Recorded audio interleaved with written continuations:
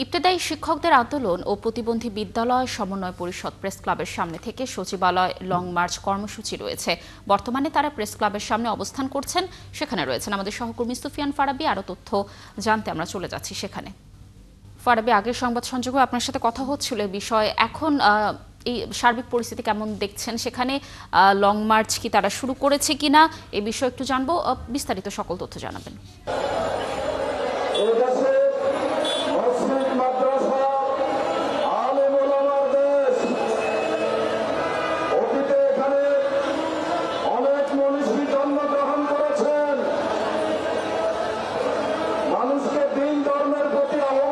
তাদের প্রোগ্রামটি আজকের যেই লং মার্চ টু যমুনা যে কর্মসূচি রয়েছে সেটি আসলে দুপুর 11:30টার দিকে, সকাল 11:30টার দিকে চালু করার কথা ছিল, কিন্তু আসলে এখন পর্যন্ত তারা শুরু করেনি।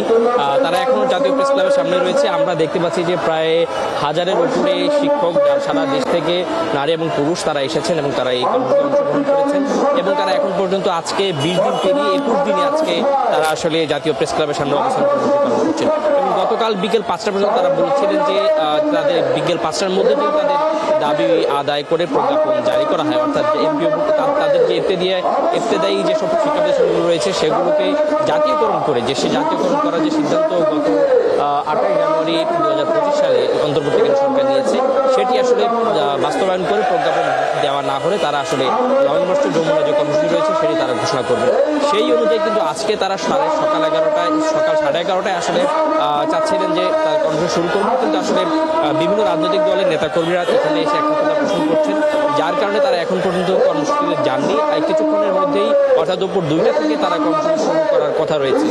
আর আমরা কিন্তু দেখতে পাচ্ছি যে বিভিন্ন রাজনৈতিক দলের নেতারা এখানে এসে তাদের যে একাত্মতা রয়েছে আন্দোলনের সঙ্গে এটি পোষণ করছেন। বিশেষত বাংলাদেশ জামায়াতে ইসলামী তাদের সিনিয়র সহকারী সেক্রেটারি জেনারেল তিনি এসে তাদের এই দাবি রয়েছে সেই সাথে একাত্মতা পোষণ করছেন।